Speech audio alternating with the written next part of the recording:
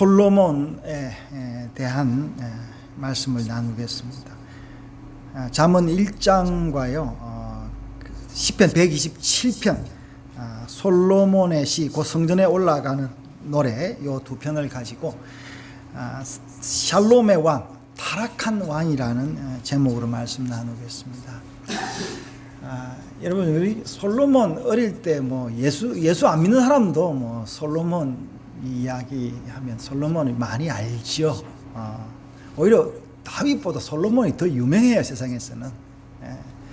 그래서 사람마다 제가 아는 어느 목사님 아들도 이름이 솔로몬인데 왜 지었는지 내가 그건 안 물어봤습니다만 지혜로운 아들이 되라 이제 그런 생각을 가지고 아마 믿는 사람들은 솔로몬이라 지었겠지만 안 믿는 사람은 솔로몬이라면 어떻습니까?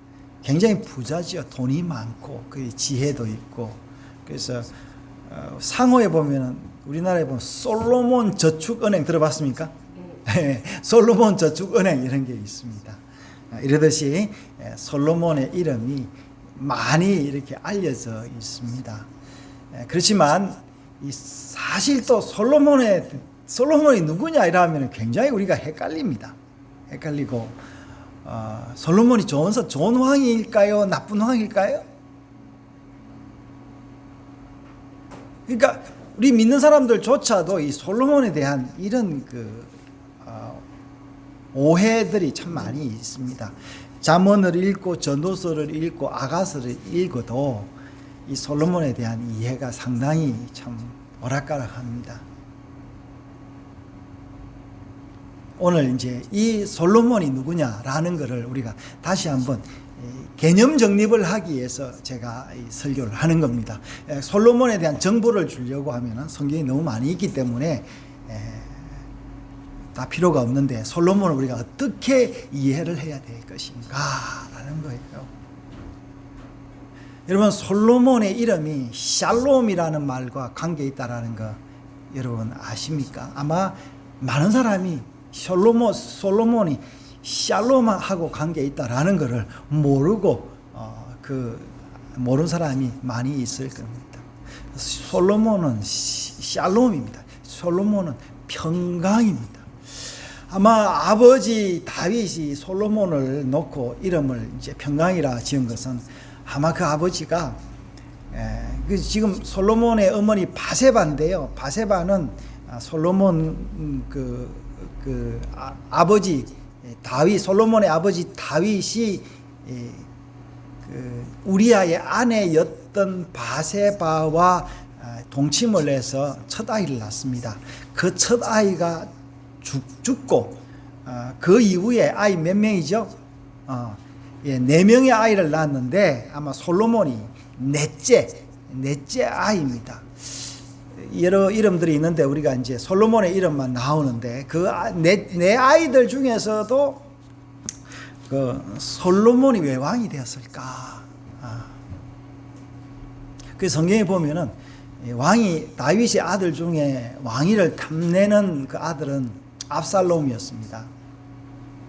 그 압살롬에 대한 시가 시편 3편에 이제 기록이 되어 있는데 이 압살롬은 아버지 다윗을 죽이고 자기가 왕이 되려는 마치 이방 사람들의 하는 그 행위를 본받아서 이제 그렇게 했던 아들이었는데 결국에는 압살롬이 죽었고 그 다음에 왕이 될 아들이 있었는데 아도니아라는 아들이 있었습니다. 이 아도니아는 행실이 너무 발라서 모든 사람들이 다 다윗의 뒤를 이어 왕이 될 사람은 아도니아다라고 생각을 했습니다. 그런데 이 아버지 다윗이 자기의 그 후계자를 지명을 하지 않는 거예요. 나이가 들어도. 그리고 심지어 지금 침상에서 돌아가는 입장에서도 뭐가 이게 왕을 지명을 하지 않으니까 아도니아가 사람들을 불러서 연회를 하면서 거기서 내가 왕이다라고 선포를 해버린 거예요. 그래서 많은 사람들이 다 이제는 다윗의 뒤를 이어서 아도니아가 왕이 될 것이다라고 이야기를 하면서 다 그쪽으로 따라갑니다. 그런데 침상에 누워서 죽기를 기다리는 그 다윗에게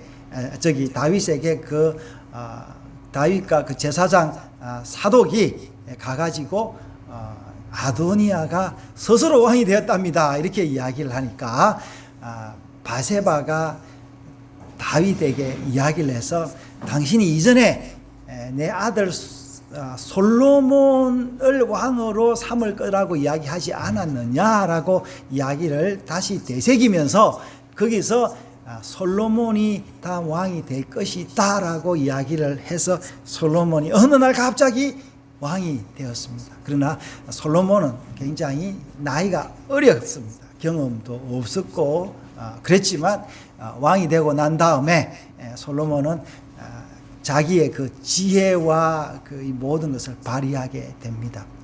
그러면은 왜 솔로몬이 어린 나이인데도 소위 말해서 왕으로서 그 왕자로서 다음에 그 왕위를 이을 왕으로서 준비가 되지도 않았는데 왜 이 훌륭한 왕이 되었느냐라는 것은 우리가 뭐 정확하게 알 수는 없지만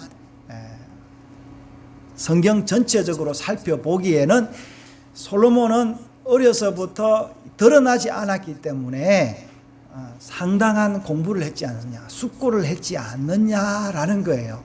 정말해서 권세가 없고 뭐 인기가 없었기 때문에 별 볼 일 없었기 때문에 솔로몬이 할 수 있었던 것은 왕자로서 다른 뭐 이름난 왕자들은 대신들과 뭐 사람들의 인기 때문에 연애도 하고 여러 가지 것을 했지만 솔로몬은 아마도 그런 기회가 없었기 때문에 이 솔로몬은 오경, 창세기, 출애굽기, 레위기, 민수기를 읽지 않았나. 그리고 아버지가 기록한 그 시편들을 암송하지 않았나라고 생각이 됩니다.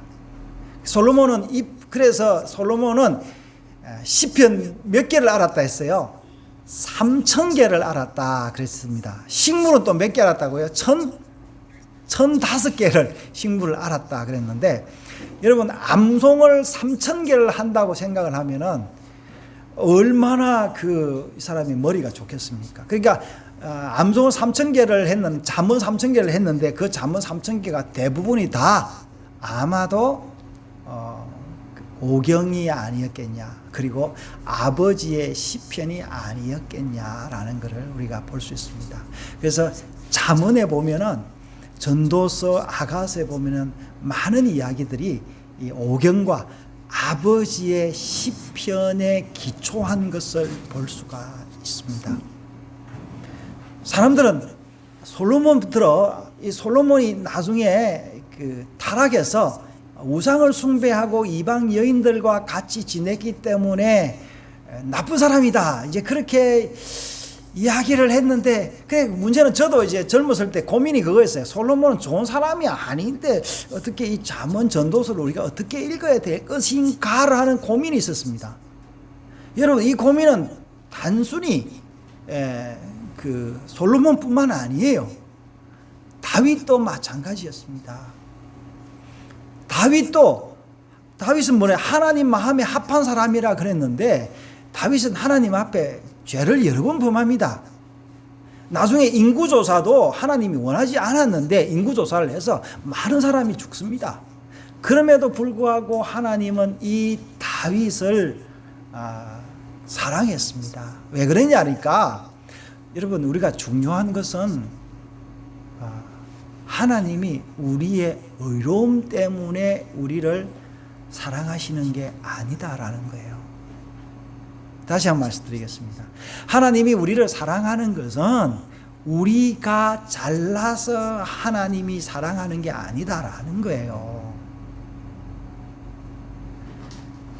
여러분, 보통 우리 어릴 때 우리 부모님들은 워낙 가난하게 살아서 내가 출세를 하거나 돈을 벌면은 우리 어머니 아버지가 기뻐할 거다, 그런 생각들 저도 어릴 때 많이 했습니다. 그런 가난한 집안의 그 부모님은 자식이 돈을 벌면은 기쁘겠지만, 만약에 우리 아버지가 왕이고 세상의 모든 것을 다 가졌다 생각을 하면은 자식이 돈을 버는 게 중요하겠어요? 아니면은 아버지 마음에 합당하게 사는 그것이 중요하겠습니까? 뭐 두말하면 잔소리겠죠. 여러분, 하나님은, 그래서 성경이 이야기합니다. 하나님은 우리의 상한 마음을 원한다. 그리고 제사 지내러 올 때도 재물을 가지고 오지만 그 재물을 가지고 와서 뭐 하는 거예요? 살찐 재물을 가지고 오는 것보다 뭐가 중요하다고? 상한 마음으로 오는 게 더 중요하다고. 그래서 부모님하고 사는 자식들은 대부분 보면요, 잘난 자식들이 아니에요. 못난 자식들이 부모님하고 같이 삽니다. 참 묘하게도 우리가 시골에서 제가 보면은 자식 잘 키워서 서울에 있는 대학 보내서 소위 말하는 출세를 시켜놓으면은 이 자식들이 결국에는 부모님 거를 다 가지고 가서 사업을 하거나 뭐 선거 자금을 대서 쫄딱 망하게 하는 그런 경우를 많이 봅니다. 여러분, 우리 영적으로도 마찬가지다라는 거예요. 여러분, 오늘 잠언에 나오는 솔로몬도 다윗도 그런 사람으로 생각을 해야 된다라는 거예요. 그래서 우리 작가들도, 우리의 그 예술가들도 엄청난 예술을 하지만 이들의 그 결론이 안 좋은 경우가 많습니다. 제가 지난주에 그 산에 올라가면서 진달래 꽃을 보면서 진달래 나보기가 역겨워 이제 그 진달래 꽃을 시은 김소월에 대해서 이제 찾아보니까 김소월이 그렇게 시를 많이 쓰고 했지만 나중에 자살하고 말았습니다. 여러분 뭐 이 서양의 많은 예술가들, 지난번에 제가 오스카 와일드 이야기를 했는데요. 키다리 아저씨, 뭐 소위 말해서 또 누구죠? 그 여러 그 작품을 많이 남긴 오스카 와일드도요. 나중에는 동성연애 해가지고 감옥에 가고 그랬습니다. 그리고 그의 고백록이 금서가 되기도 하고 그랬습니다. 다윗의 시도 그렇습니다. 솔로몬의 글도 마찬가지입니다. 여러분, 우리 인간이 한때는 죄인일 수밖에 없다라는 것을 알아야 된다라는 거예요. 그래서 그가 어떤 죽음을 죽더라도 그가 생전에 하나님을 깨닫고 한 그 말은 사실이고 우리의 영혼에 유익이 된다라는 걸 알아야 되는 거예요. 그래서 우리가 솔로몬 이야기를 할 때 솔로몬이 이 지혜가 많아서 하나님의 사랑받았다 이렇게 생각을 하면 안 된다. 그래서 우리도 솔로몬처럼 지혜가 많아야 된다 이게 아니라 솔로몬 역시 그 하나님의 은혜로 깨달은 이 글을 가지고 우리 역시도 하나님 앞에 겸손해야 된다. 솔로몬이 여러분 아주 기가 막힌 그 천재였는데 자기의 장래를 몰랐겠습니까? 저는 솔로몬은 자기의 장래를 알았다고 생각이 됩니다. 그렇지만 자기 역시도 자기의 장래를 안다고 할지라도 자기 역시 자기 스스로 마음대로 할 수 없었던 한 인간을 보는 거예요. 여러분, 이스라엘 백성들이 선생이고 자기들이 그 자부심을 느끼는 모세 보십시오. 모세는 어떻습니까? 평생에 하나님과 동행을 하고 그 이스라엘 백성을 40년 동안 그 광야에서 데리고 다니면서 먹이고 입히고 이제 요단강 앞까지 왔는데 그 역시도 요단강을 건너지 못하는 그런 연약한 인간이었다라는 겁니다. 그의 뒤를 이은 여호수아 역시 마찬가지예요. 그의 사흘 동안 많은 전쟁에서 승리를 했지만 그가 죽을 때 어떻게 죽었습니까? 나와 내 집은 여호와만 섬기겠다 그렇게 이야기를 한 것을 보면은 그 역시 자기의 그 정치로 한계를 느꼈다. 그렇지만 내 집안은 어떻게 참 소망을 가지고 보겠다라는 어떤 그런 이야기였던 것 같습니다. 오늘 잠언 1장 1장 1절을 보겠습니다. 이스라엘 왕, 자기가 이스라엘의 왕, 여러분 이스라엘은 뭐죠? 야곱의 이름이죠. 본래 이름이 야곱이었는데 아브라함의 아들 이삭의 아들 야곱은 뭐예요? 이름은 발꿈치를 잡은 자. 이름 별로 안 좋습니다. 예. 뭐 소위 뭐 의역을 하면 사기꾼 이런 사람이죠. 협작꾼 이런 사람인데 이 야곱이 하나님을 믿었습니다. 그 형 에서에 비하면은 야곱은 진짜 야비한 사람이죠. 그러나 이 야비한 사람이 하나님의 은혜를 간구해서 기도해서 천사와 씨름하여 이름을 얻었는데 그 이름이 이스라엘이죠. 하나님과 결혼자라는 이름이죠. 그리워서 하나님이 그 이스라엘에게 야곱에게 복을 주었다. 이제 그래서 야곱의 12아들이 만든 나라가 이스라엘입니다. 그 이스라엘의 왕이 있었는데 그 왕 이름이 솔로몬이라는 거예요. 샬롬이라는 거예요. 그리고 또 앞에 뭐라 했습니까? 다윗의 아들 이렇게 나옵니다. 다윗 이야기하면 긴데 이 아들이 하나님의 그 은혜를 받아서 이제 글을 써가고 있는데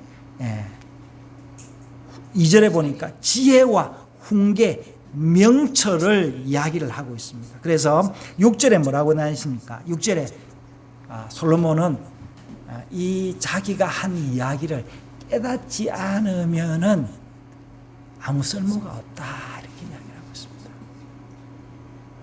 여러분, 우리가 어떻게 생각하면은 뭐 솔로몬이 금도 많고 뭐 하루에 먹을 양식이요 뭐 수소가 몇 마리고 뭐 양이 몇십 마리고 아주 셀 수도 없는 뭐 지금의 뭐 강대국이라면 미국의 트럼프나 중국의 시진핑의 그리고 러시아의 푸틴의 그 상이 뭐 그 밥상이 얼마인지 모르겠지만 솔로몬의 밥상에 비하면 아무것도 아니었습니다. 그 정도로 그렇게 큰 왕이고 그리고 솔로몬 시대에 뭡니까? 금이 너무 많아가지고 은은 아예 그냥 돌처럼 막 흔하게 생각했던 그런 시대가 솔로몬의 시대였습니다. 그러나 솔로몬이 그 잠언 전도서 아가서를 보면은 인간의 한계를 경험했던 사람이에요. 자, 시편 127편 안 가보겠습니다. 시편 127편에 우리 한국 사람들은 유대인들은 읽을 때 표제부터 읽는데 우리는 이 표제는 마치 성경이 아닌 것처럼 생각하는 여러분 표제가 주석이 아니에요. 이거는 성경 그대로 기록이 되어 있습니다. 솔로몬의 시 곧 성전에 올라가는 노래라고 되어 있어요. 여기 뒤에 되어 있는데 자 1절에 보니까 여호와께서 집을 세우지 아니하시면 세우는 자의 수고가 헛되며 여호와께서 성을 지키지 아니하시면 파수꾼의 깨어있음이 헛되다 그랬는데 이거는 약한 사람이 쓴 게 아니에요. 전쟁에서 이기고 무역에서 흥하고 그 많은 금과 은을 가지고 소와 양이 있었던 그 솔로몬이 이렇게 한 이야기예요. 내가 아무리 강해도 하나님이 함께 하지 아니하면은 아무 필요 없다. 여러분 솔로몬이 그렇게 이야기를 했는데 우리 역시겠습니까? 여러분 뭐 잘난 거 있고 여러분 뭔가 지혜로운 게 있고 똑똑한 게 있으면 뭘 하겠습니까? 솔로몬만 하겠습니까? 예. 그래서 2절에 이야기해. 너희가 일찍 일어나고 늦게 누우며 수고의 떡을 먹음이 헛되다. 예.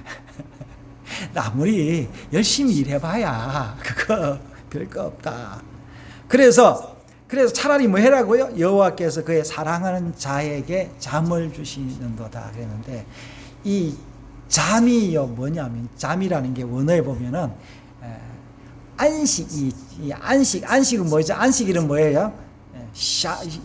안식은 샤밧이잖아요.